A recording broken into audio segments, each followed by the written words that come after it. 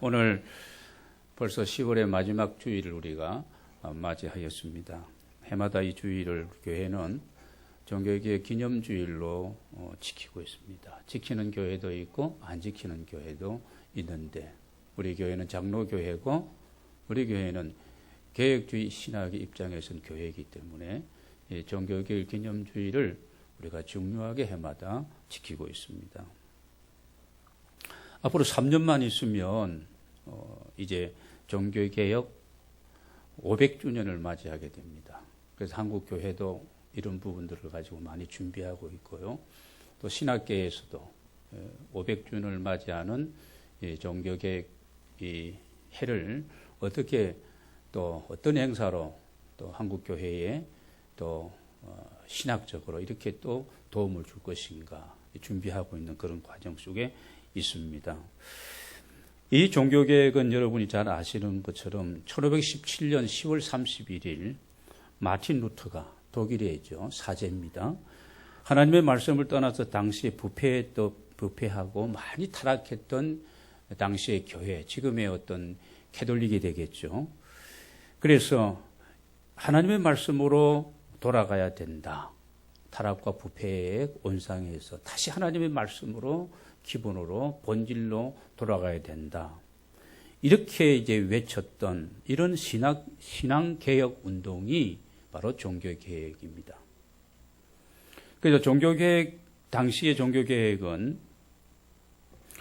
그 회중들의 손에 이 성경책이 들려짐으로써 비로소 하나님의 말씀을 성도들 개인이 보고 읽고 그리고 깨닫고 하나님의 말씀 앞에 이제 신앙의 틀을 세우고 그렇게 이제 실제 생활에 적용하면서 살아가게 되어졌고요. 지금은 이제 제2의 종교개혁 시대라고 우리가 얘기하는데 지금은 우리들의 그 회중의 손에 이미 성경이 들려진 지는 이건 종교개혁 이후 시대로 계속 들려졌고 지금은 우리가 하나님 앞에 우리는 부름받은 예배자일 뿐만 아니라 우리는 사역자들로서 또 하나님 앞에서 우리가 어떤 사역을 감당해야 될 것인가 만인 제사장의 원리를 가지고 누구든지 하나님 앞에 고해 성사를 통해서 우리가 기도하는 것이 아닙니다. 예수 그리스도 이름으로 우리가 기도하고 우리 모두는 이 세상으로 보냄받은 그런 어떤 사역자들로서 이 복음의 이 핵심적인 예수 그리스도의 십자가와 부활의 이 놀랍고 기쁘고 능력의 이 소식을 전하는 이 사명이 우리 모두에게 다 있다는 것입니다. 그래서 우리는 이 시대의 어떤 종교 계획을 우리가 기념주의를 보내면서 이런 부분들을 우리가 이제 확신하고 실천할 수 있는 그런 계기가 되어야 됩니다. 지금 한국 교회는 많이들 걱정하고 있잖아요. 마치 세월호처럼 이렇게 가라앉고 있다. 그런 표현들을 많이 합니다. 중요한 것은 그런 부분들을 교회가 느끼지 못하고 우리 성직자들이 느끼지 못하고 우리 또 수백만의 크리스찬들이 이걸 내가 알지 못하고 여기에 둔감한 가운데 내가 있다면 이게 이제 문제가 되어지는 겁니다. 여러분 한국교회의 정상은 우리가 많이 얘기하잖아요. 교회가 세속화되었다. 물량주의화되었다. 아니면 번영신학과 값싼 복음, 이번 기복주의 아니면 자유주의 신학이 한국교회와 강단에 물들고 있다. 그런 얘기도 우리가 많이 하고 알고 있는 얘기입니다. 그래서 이런 우리들의 상황 속에서 당시에 종교개혁자들인 루터나 칼빈이나 아니면 스코틀랜드 존 낙스 같은 사람들이 다시 이 시대에 만약에 있다고 한다면 한국교회를 어떻게 수용하고 뭐라고 할 것인가?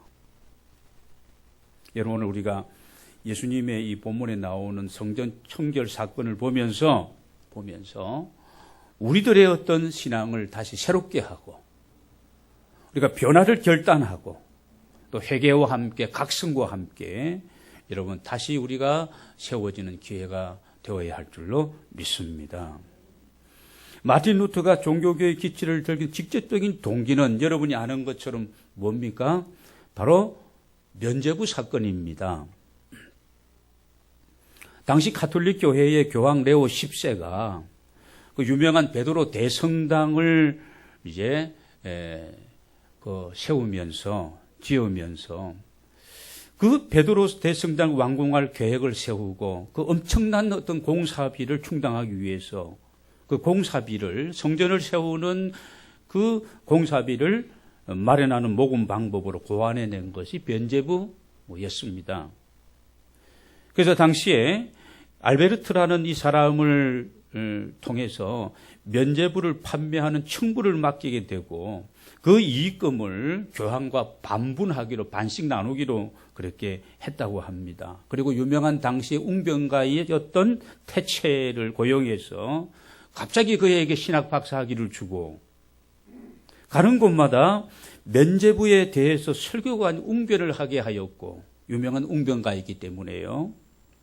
그래서 이 유창한 태첼의 웅변을 들은 수많은 사람들이 그 웅변의 그 말장난에 속아서 너도 나도 거금을 들여가지고 면죄부를 사기 위해 가지고 줄을 서서 이렇게 대기했다고 합니다.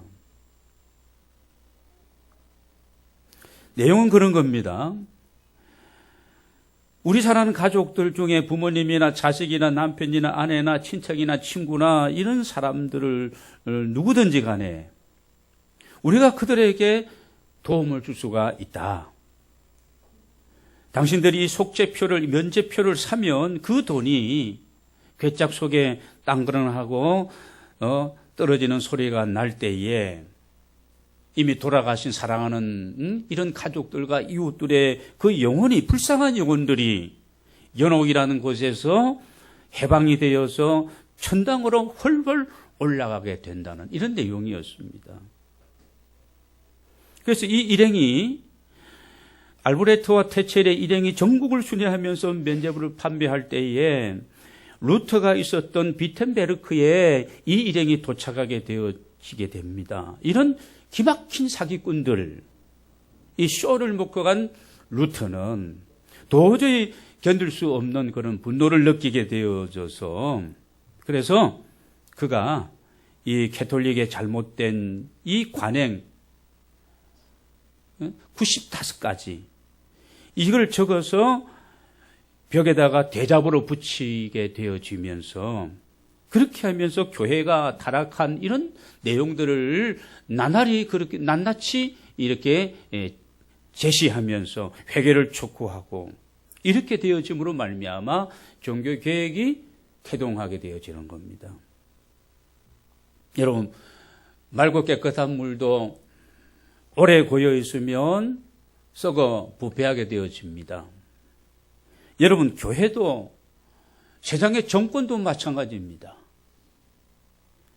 오늘 예수님 당시에 이 예루살렘에 있었던 성전은 우리가 아는 것처럼 이스라엘 사람들에게 세 번째 성전이요. 첫 번째 성전은 왕정 시대에 있었던 솔로몬의 성전이었고, 그리고 두 번째 성전은 나라가 망하고 포로로 아시리아와 바벨론으로 다 잡혀가게 되어집니다. 그러면서 그들이 다시 하나님의 은혜 가운데 고국으로 돌아오면서 지어졌던 스룹바벨 성전이 있었습니다.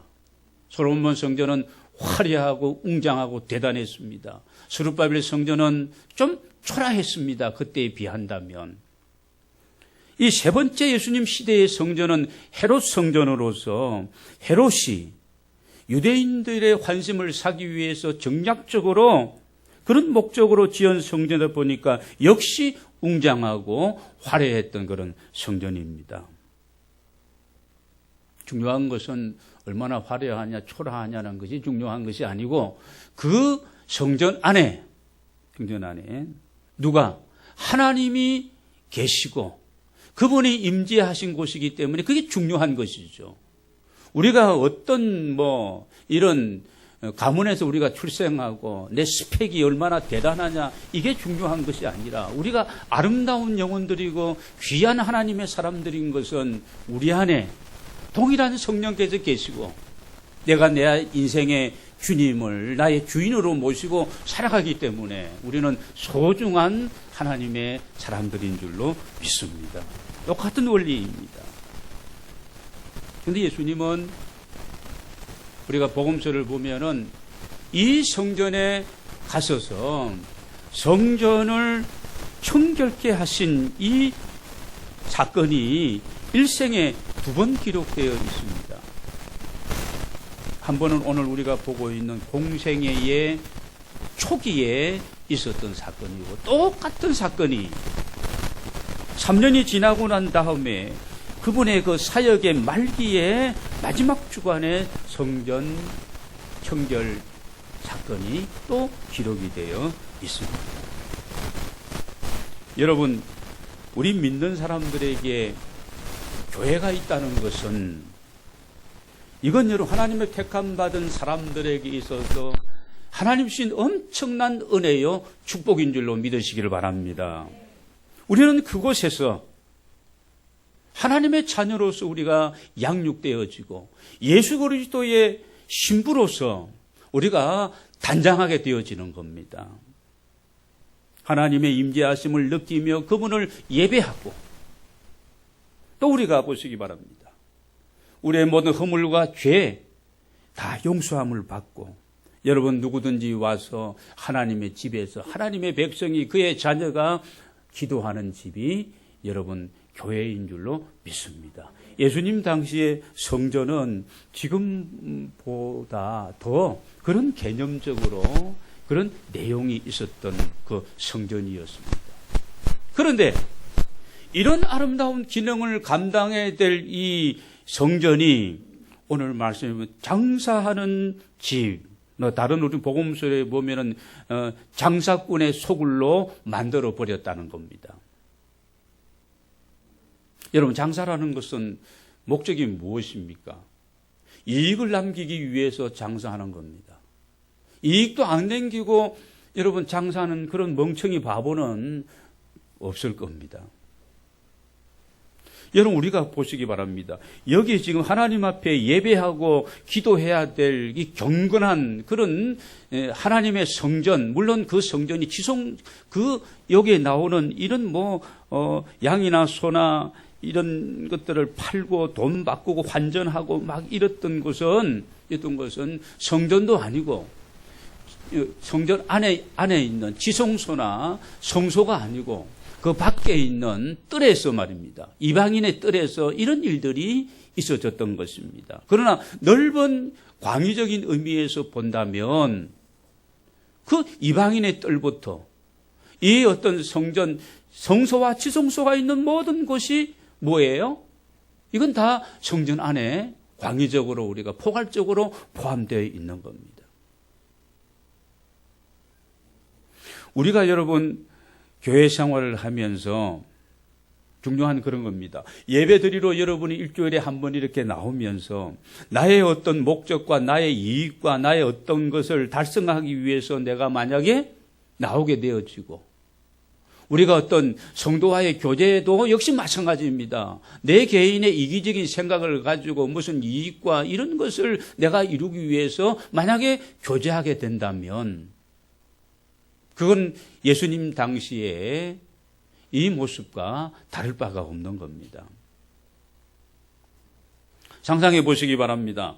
만약에 이 양과 소를 막 비둘기 팔고 막 돈 바꾸고 막 이런 부분들이 막 있을 때 얼마나 여러분 거기에 시끄러웠고 사람의 소리뿐만 아니라 짐승이 울어대는 소리부터 시작해서 정말 그냥 시장통을 방불하는 그런 그 상황이었을 것입니다. 자, 이런 모습을 보면서 예수님은 마음을 아파하시고 그리고 채찍을 드시고 그들을 내어 쫓으시며 성전의 본래 기능이었던 만민의 기도하는 집, 예배하는 집이 돼야 된다고 그렇게 말씀을 하시며 가르치십니다. 여러분, 이 사건이 그렇다면 오늘날 우리 이 시대에 종교계의 기념주의를 지키는 우리들에게 있어서 어떤 의미를 던져주고 있느냐. 너희의 신앙을 이렇게 개혁해야 된다는 겁니다. 우리가 개혁해야 될 이 신앙의 영역은 어떤 것인가? 한마디로 말하면 먼저 형식적인 신앙입니다. 우리가 외식적이고 형식적인 신앙을 가지고서는 하나님 앞에 우리가 와서 예배드리고 우리의 모든 삶이 하나님 앞에 연락되지 않는 그런 어떤 우리의 신앙의 형태라는 것입니다. 신앙생활을 우리가 오래 하다 보면 처음에는 순수한 동기에서 정말 가난한 그런 마음을 가지고 주님의 그 은혜가 풍성한 가운데 구원의 어떤 감격과 기쁨을 우리가 누리면서 이렇게 우리가 신앙생활을 하게 되지만 오랫동안 우리가 신앙생활을 하다 보면은 타성에 젖게 되고 예배를 드리는 것도 매너리즘에 빠지게 되어지면서 준비 없이 그렇게 우리가 사모함이 없이 안 가면 뭔가 찌푸둥하고 하나님이 한 대 그냥 뒤통수 칠 것 같으니까 그런 마음도 있고 이렇게 되어지면 우리의 신앙이 이미 외식적이고 형식적인 상태에 내가 빠져 있다는 것입니다.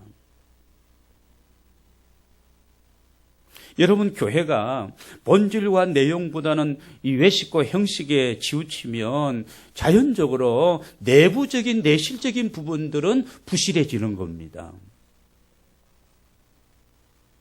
그래서 교회도 가톨릭은 교회 아니고 그냥 화려하죠. 그래서 이 개혁하는 개신교회는 그런 부분을 많이 내려놓는 겁니다. 교양이나 이런 주기경이나 이런 쓰는 관부터 얻는 스톨부터 이 성의부터 굉장히 화려합니다. 그러나 강단이 화려해지고 인테리어가 이게 대단해지고 목회자의 가운이나 이런 것들이 복잡하고 화려해지면 자꾸 형식과 이런 어떤 보이는 부분에 흐르기 쉬운 겁니다. 단순해야 되고. 그래서 오직 하나님 중심으로 말씀 중심으로 이렇게 교회가 세워져야 되는 겁니다. 여러분, 오늘 예수님이 채찍을 드신 것은 형식 위주의 신앙에 대한 개혁을 원하시기 때문에 우리가 어떤 면에서 개혁되어지고 어떤 면에서 변화되어지느냐. 여러분, 이스라엘 백성들이 지금 보세요.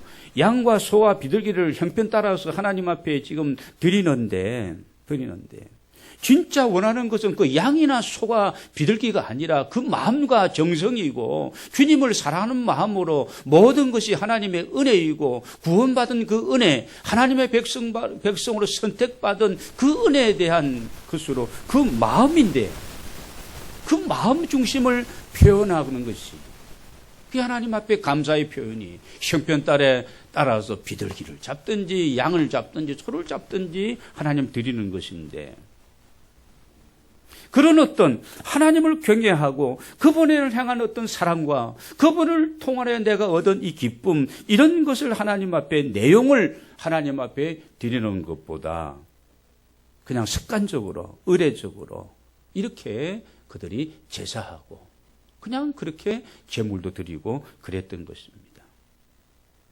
내용은 사라지고 알맹이는 없어지고 껍데기만 형식만 남아 있었던 것입니다. 여러분, 우리가 하나님 앞에 예배할 때 나의 만족을 위해서 나를 위해서 찬양하는 것이 아닙니다. 주님을 위해서 우리가 주님의 기쁨을 위해서 주님을 송축하고 주님을 높여드리고 이렇게 예배하고 이렇게 우리가 하나님 앞에 찬양하는 우리 모두가 다 되기를 원합니다. 그래서 이사야서에 보면은요, 종교개혁 시절인 1500년대만 그런 게 아니라 이 구약 시대도 보면은 이사야 1장 11절 13절 여호와께서 말씀하신 너희의 무수한 재물이 내게 무엇이 유익하뇨? 나는 순양의 번제와 살찐 짐승의 기름에 배불렀고 나는 수송아지나 어린 양이나 순념소의 피를 기뻐하지 아니하노라. 하나님이 하시는 말씀입니다. 그때 백성들에게 예배하고 제사하는 그들에게 너희가 내 앞에 보이려 오니 그것을 누가 너희에게 요구하였느냐? 내 마당만 밟을 뿐이니라. 헛된 재물을 다시 가져오지 말라. 분향은 나의 가정이 여기는 바요. 월삭과 안식일과 대회로 모이는 것도 그래하니 성에 아울 악을 향하는 것을 내가 견디지 못하겠노라. 열심히 제사 드리고 짐승을 잡고 열심히 모이고 유월절을 지키고 3대 정의를 지키고 형식에 매여 있는 그들의 제사와 그들의 예배를 하나님은 받지 않겠다. 지겹다는 것입니다. 내가 언제 그런 것을 원했느냐. 이사야 58장을 보아도요. 너희가 금식하며 이렇게 절기를 지키고 이렇게 하고 있는데 금식하면서 오락을 너희가 찾고 형제를 압제하고 싸우고 못된 짓을 다 하고 있으니 어찌 내가 응답하겠느냐. 그래서 나는 몇 번을 금식하고 나는 며칠을 금식하고 나는 어떻게 하고 그러면 되겠느냐는 겁니다. 그러면서 나의 기뻐하는 금식은 자신을 회개하면서 압제하고 있었던 모든 것들을 다 풀어주고 어려운 사람들을 도와주고 형제를 사랑하고 긍휼히 여기면서 그렇게 도와주면 아침빛 같은 치료의 역사가 너희 안에 있게 될 것이고 너희가 부르짖으면 내가 너희에게 응답해 주실 것이고 흑암 중에 빛이 비추는 것처럼 너희를 인도할 것이며 너희의 삶이 물된 동상 같은 바싹 말라버린 가뭄에 지금 죽어가고 있는 그런 삶이 아니라 물된 동상 같은 그런 물이 끊어지지 아니하는 산 같은 삶을 살아가게 될 것이다. 금식이 중요한 것, 금식이 잘못됐다는 것이 아닙니다. 하나님 앞에 우리가 이러는 형식을 갖추는 것이 잘못됐다는 게 아니에요. 예배에도 틀이 있고 형식이 있지 않겠습니까? 그게 필요 없다는 얘기가 아닙니다. 그 안에서 진정한 내용이 있고 주님을 사랑하는 그런 마음이 있고 내 안에 자유가 있고 기쁨이 있고 내 안에 은혜가 있는 가운데 하나님을 예배하고 하나님을 위해서 우리가 사역하고 우리가 하는 것이 중요하다는 그런 말씀입니다. 오늘 종교개혁 기념주의를 저와 여러분은 지키면서 우리가 형식적인 신앙생활에서 탈피해서 여러분 우리가 내실 있는 신앙의 아름다운 변화와 개혁이 우리 모두에게 있어야 할 줄로 믿습니다. 두 번째, 어떻게 우리가 개혁해야 되느냐, 변화되어야 되느냐. 우리가 이기적이고 편리주의적인 신앙생활을 우리가 버리는 것입니다. 이걸 가리켜 우리가 한마디로 말하는 인본주의입니다. 인본주의. 우리가 하나님 앞에 드리는 예물도 구약 성경을 보면은요, 집에서 기르고 준비한 험없고 깨끗한 가장 좋은 그런 가축으로 하나님 앞에 드리게 되어 있습니다.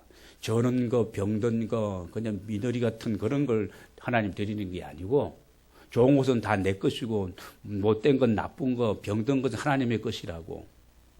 그게 아니라는 겁니다. 재물을 준비하려면 신경을 써서 그렇게 집에서 내가 기르고 내가 이렇게 좋은 것을 이렇게 뽑아서 하나님 드려야 되는데 지금 오늘 예수님이 지금 이 성전에서 이 지금 성전 청결 이 사건을 통해서 보여지면 집에서 준비하고 가져오려면은 끌고 와야 되지요. 그러니까 얼마나 이게 번거롭냐는 거예요.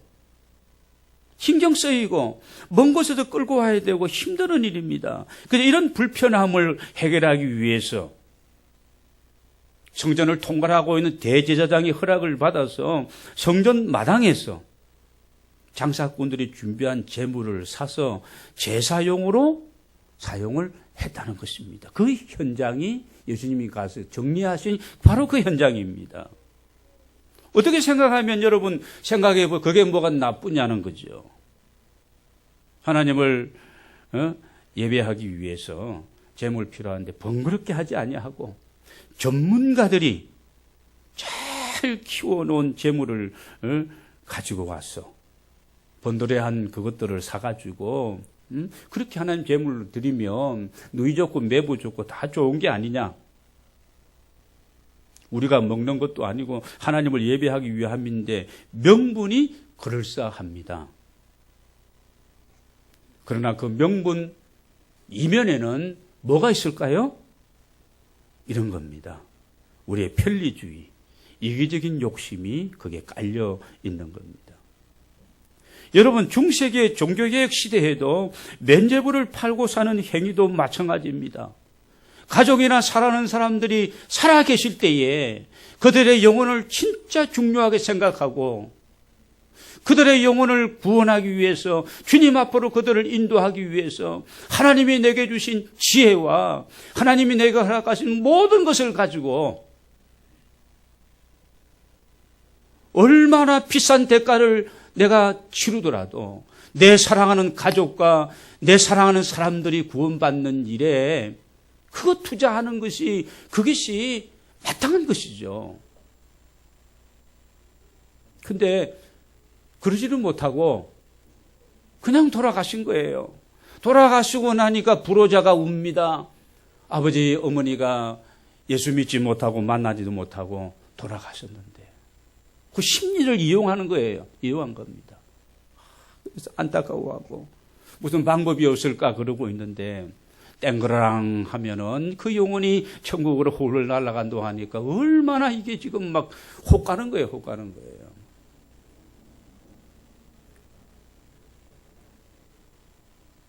그래서 종교개혁 운동을 이러한 이기적인 우리의 욕심과 편리주의에서 하나님 중심으로, 인본주의에서 누구 중심으로요? 신본주의로, 하나님 중심으로, 말씀으로 돌아가자는 운동입니다. 여러분, 우리는 우리의 신앙생활을 어떻게 하고 있습니까? 우리가 우리의 신앙생활이 나 개인의 욕심을 따라서 편리한 대로 상황에 맞추어 상황 윤리적으로 해석하고 우리가 그렇게 신앙생활을 하고 있는 것은 아닙니까? 이 산업사회, 정보화 사회를 우리가 살아가면서 주일 성수 제대로 못하는 것은 뭐 당연한 것이 아니겠느냐? 나만 그러느냐? 뭐 다 그렇지 않느냐? 여러분, 이런 부분을 우리가 개혁해야 되고 이런 부분의 변화가 우리 안에 있어야 할 줄로 믿습니다. 이런 어떤 나의 회복을 위해서, 신앙적인 회복을 위해서 우리가 기도하고 결단하고 노력하고 말입니다. 여러분, 그럴 때에 여러분 주님 기뻐 원하시는 신앙인으로 우리가 주 앞에 서게 될 줄로 믿습니다.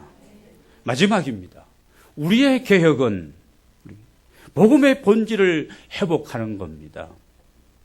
뭐가 지금 잘못하고 있고 뭔가 지금 잘못하고 있다고 생각되어지면 우리가 돌아서야 되는 겁니다. 방향성이에요. 내가 지금 어디를 향해서 가고 있는가, 무엇을 향해서 쫓고 있는가, 이 방향성을 여러분 늘 점검하면서 여러분 본질을 잊지 아니하고 우리가 바른 길, 많은 사람이 간다 할지라도 그 길이 아니라 하나님의 말씀 앞에 우리가 준하여 살아가는 좁은 길을 향해서 주님 앞에서 우리가 살아가는 우리 모두가 다 되기를 원합니다. 오늘 17절 말씀을 우리 한번 보겠습니다. 같이 한번 읽겠습니다. 시작. 제자들이 성경 말씀에 주의 전을 사모하는 열심히 나를 삼키리라 한 것을 기억하더라. 그렇습니다. 주의 전을 사모하는 열심을 우리도 회복해야 된다는 겁니다. 온전한 신앙, 철저한 하나님의 말씀 중심으로, 오직 믿음으로, 오직 은혜로, 오직 하나님의 영광을 위하여 우리가 이런 결단, 내가 이것이 내 삶의 목적이고 이 목적을 이루기 위해서 나는 그쪽으로 방향을 잡고, 여러분 형식적인 신앙이 아닙니다. 내신 있는 신앙으로, 여러분 편리주의가 아닙니다. 개인주의가 아닙니다. 인본주의 신앙을 우리가 탈피하고 철저하게 신본주의 신앙에 서서 우리가 신앙생활 해야 할 줄로 믿습니다. 그러니까 여러분, 우리가 많이 기도하면서 오늘 교회의 세속화를 위해서 우리가 기도해야 되고, 이 세속화는 다 인본주의입니다. 사람 중심입니다. 공 잡는 게 매가 아니에요. 뭐로 가도 서울만 가면 된다는 게 아니에요. 그건 세상에서 통하는 공식이고, 서울을 가지 못하고 늦게 가더라도 바르게 가야 되는 것이죠. 교회가 복음의 본질을 잃어버리게 되어지면 교회는 그때부터 교회가 아니죠. 개혁의 대상입니다. 세상 사람들이 어떻게 해요? 욕할 수밖에 없죠. 손가락질 당하게 됩니다. 엄청난 악성 리플이 달리게 되는 겁니다. 교회가 교회다워야 되고, 우리가 성직자가 성직자다워야 되고, 성도가 성도다워야 되는 겁니다. 오늘 그래서 예수님은 당신의 처음 사역에 이 성경 청결 작업을 하십니다. 당신의 사역을 마감하시면서 이 성전 청결 사건을 동일하게 행하시는 것을 보게 되어집니다. 중세교회는 재정적인 면에도 힘이 있었습니다. 당시의 중세교회는 정치를 장악했습니다. 왕이 되기 위해서는 교양의 허락을 받지 않은 왕이 될 수가 없었던 시대가 그 시대입니다. 당시 교회는 교회 재산이 어마어마했습니다. 교회의 본질이 없었던 것입니다. 여러분, 교회의 본질이 무엇입니까? 하나님을 향하여 그분을 신령과 진정으로 예배하고, 여러분, 이 복음을 전파하고 죽은 영혼을 살리는 거, 교회가 해야 될 진정한 사명입니다. 이 복음으로 영육간의 병든 자와 치료하고, 이 복음으로 하나님의 사람들이 무장되어져서 여러분 세상에 이 복음의 능력, 여러분 이 예수 그리스도의 이 복음을 우리가 전하는 것이 교회의 사명이고 교회의 본질이고 성도의 자세인 줄로 믿습니다. 오늘 종교개혁자들의 외침은 본래의 참된 교회의 모습으로 돌아가자는 것입니다. 오직 말씀으로 영적으로 회복하고 말씀 회복해야 되고, 하나님의 말씀은 정확무한 그분의 말씀으로 우리가 받아들여야 되고, 오직 믿음으로 우리가 구원받는 것은 예수 그리스도 믿음으로 구원받는 것이지 행위로가 아니라는 것. 오직 하나님의 은혜로, 하나님의 은혜로 내가 오늘 살아가고 있고, 우리의 공로가 아니라 그분이 십자가를 지심으로, 그분이 부활 승리하심으로 우리가 자유함을 얻었다는 이 진리 안에서 여러분, 우리가 외식과 습관과 행성 신앙을 버리고 나 중심의 욕심, 이기적인 그런 어떤 편리주의 신앙에서 이제는 본질로 돌아가서 신앙의 개혁을 또 하나님이 기뻐하시는 우리 행복누리 가족들이 다 되어지시기를 주의 이름으로 축원합니다. 기도하시겠습니다.